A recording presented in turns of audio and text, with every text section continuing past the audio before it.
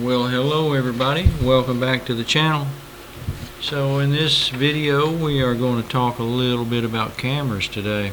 You know, in that great big world of fishing, it can keep you pretty occupied, and I enjoy fishing, but at a certain point, you know, in the summer I kind of lay low with the fishing, but this summer I got really wanting to do something different. You know, I just said, nah, I don't want to get out there and just keep doing them same old little videos over and over that don't seem to go anywhere. You know, I do pretty good with my crappie fishing videos, but the other stuff doesn't seem to do all that well, you know. So I thought, well, let me kind of get back into this hobby of photography that I love. I've been into for about 34 years now. I bought my first camera back in 1990, the old Pentax K1000. And that's what got me started. So I've kind of been in the hobby off and on ever since, and right now I'm kind of trying to get back into it a little bit. So anyways, as I got into the summer this year, I didn't really want to do that much fishing. It's like, I don't want to get out in that heat. I thought, well, let me at least sort of try to upgrade my equipment a little bit. I wanted to upgrade my equipment, and that was something that I tried to get into a little bit, which kind of led me down this rabbit hole of acquiring all this equipment here. So what started out was just, you know, trying to upgrade my channel a little bit, maybe take a camera with me to observe wildlife a little better, get a few better shots of wildlife, or just something to add to the overall upgrade of the channel.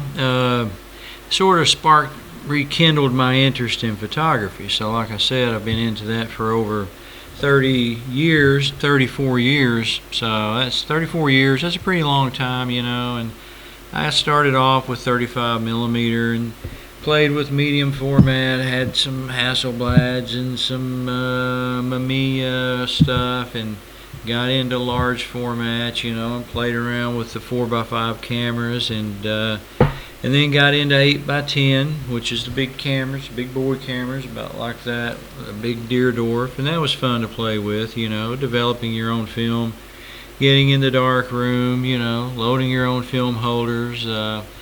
It was an adventure, I guess you would say, and I really did get into it, but, you know, certain times life gets in the way and things happen and you move on to other hobbies, which is sort of my life story, I guess. But I always love the fishing the best, with photography right in there, probably a close second, or maybe even combining both. That led me down this rabbit hole of trying to find equipment to play with. Suddenly I started finding stuff at a real good deal. I'd always sort of played on eBay to find my stuff, whether it's camera equipment or whatever, and had some techniques for finding things at good deals, basically at a dealer's price. So I started looking around for something that I could use to help me out with that. So I started looking at Nikon, and found out that some of these Nikon digital SLRs are getting really cheap these days. The mirrorless stuff has come along and it's basically superseded these Nikon digital SLRs. So these cameras were sold in the hundreds of thousands, if not some of them millions maybe. I don't know how many they made, but Nikon would had to have made probably more than any other camera manufacturer in the way of digital SLRs, because there's just so many hitting the market right now. So I started looking around at what I could get at a real budget, and one of the things that popped up first was this camera here, which is a D300S. Alright, so this camera showed up on eBay. Seller had a bunch of these. They had probably 30 or 40 of these D300s, D300Ss, in various stages of condition, and a lot of them with a really low shutter count. This one had like under 4,000. So the price was around under $100, give or take a little bit. They were selling pretty quickly, and I thought, well, let me go ahead and buy one of those. They're guaranteed, they got a warranty and all that. They've checked them out. They had some that didn't work, so that tells you they did check them out. Some were listed, hey, this one doesn't work, it's got this problem. This one was listed as working under, you know, I think 4,000 shutter actuations. I can't remember exactly, but it wasn't many. and it had the little shutter screen on the back, all the rubber on the back, all the rubber around the side, the body cap, the rubber around the viewfinder is intact. So I felt like I got a good deal. The only problem is they didn't come with a battery. It happens a lot in the surplus world when some of these places that deal with this surplus equipment get these things. It seems like the chargers and cables and batteries get surplused off in a different direction for some reason. I don't know if they come from institutions, universities, I don't know where 20 or 30 of the same cameras will come from, but maybe some school or somewhere they had them and they surplused them and got rid of them, and this guy sold them. So it comes without the battery, right? Well, in the meantime, I'm thinking, well, I'm going to have to spend X amount on a charger and a battery, so I'm looking at that, got that figure in mind. Well, one day this D300 right here shows up. So it's under $85, I think. It's like, wow, it's got the charger, it's got the battery, it's being sold through a reputable dealer. I think it was Robert's Camera, somebody like that. So they got a warranty with it, guaranteed, not that many actuations on it. So I thought, really, that's almost half the price I'm going to have to pay for a charger and a battery, or not maybe half, but a third maybe. And I thought, well, let me just go ahead and buy this D300, and they'll have 2 cameras and a battery and a charger. So that's what I did. And so in the meantime, I just started using this D300. I really haven't even used the D300S. I've checked it out and I've verified that it works great, but I'm just kind of letting it set as I do my learning on this D300, which did show a little bit more wear. It was missing the little rubber cup on the back, and it overall exhibited more wear than this 300S and had more actuations, or whatever you call it, actuations, more trips of the shutter. The shutter had been released more on this one.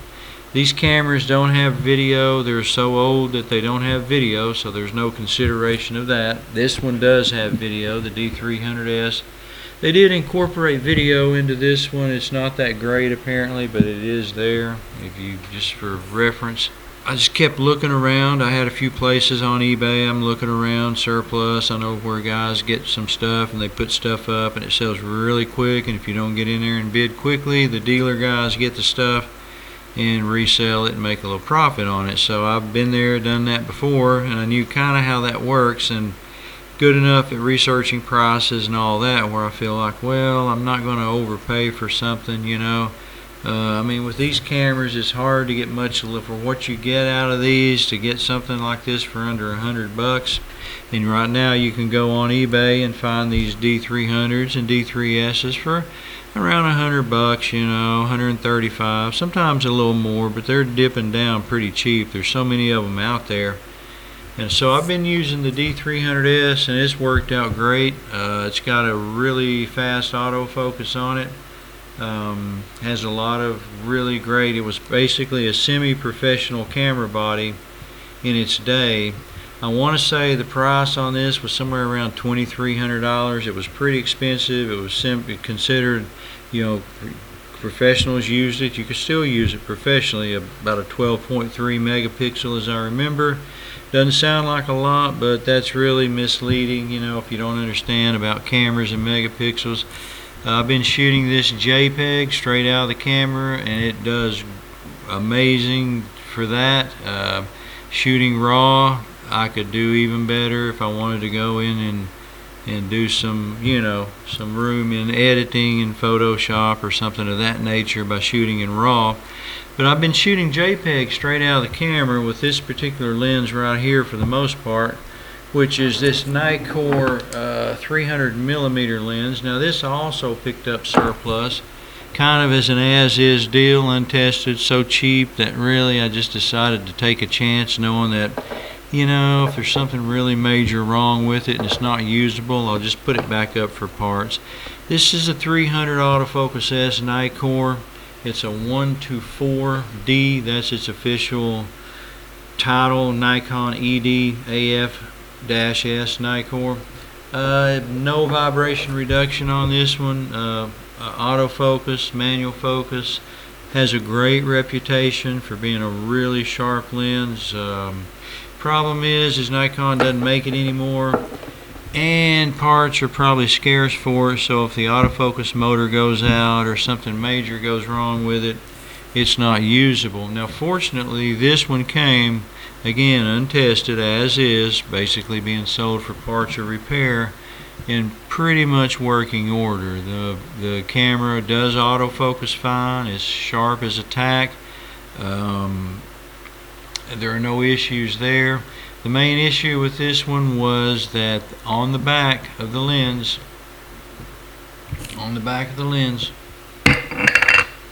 the Nikon lenses, there's a little tab back here, and if you move that little tab, as I'm doing right here, the aperture blades on the lens will open up and stop down. Alright, so as you move that tab, you can see that open up maybe right there. So what that is, that tab is spring loaded. Alright, so if that spring comes loose inside there, then the aperture no longer functions properly. The aperture blades can be fine, no oil on the aperture blades, and sometimes if your aperture is not functioning properly on a Nikkor lens, check and see that the spring loading is intact on that tab on the back of your lens. It's just this little tab right here. You'll see it, and when you hook it up to your camera right there, there's a little tab on the camera that will engage this. And if the spring is not there and that tension is not there, it won't work properly. So that's the problem with this lens. So I've just been shooting wide open. It shoots perfectly wide open. It's sharp as a tack. And so for what I got that lens for, I can't complain. For under $100, perfectly working lens, except for I have to shoot wide open, which is its virtue anyways. That's the virtue of a good lens, is that you can shoot wide open. It's probably going to have a better look wide open than it would really shot down at like f5.6. It may be a little sharper at f5.6, but you start to ruin that nice creamy bouquet that you get at f4, your out of focus background. So I'm happy with that. So this has been a lot of fun. I got a lot of bird photos with it. This weekend I had a chance to photograph two eastern box turtles out in my backyard nature preserve out here, doing their little mating thing, and I got some amazing photos with this, even though I didn't have much time and I really kind of mucked the whole thing up and I could have done a lot better. I still got some pretty good stuff with this handheld on the spur of the moment, just grabbing it and running down there. And then I got some video as well.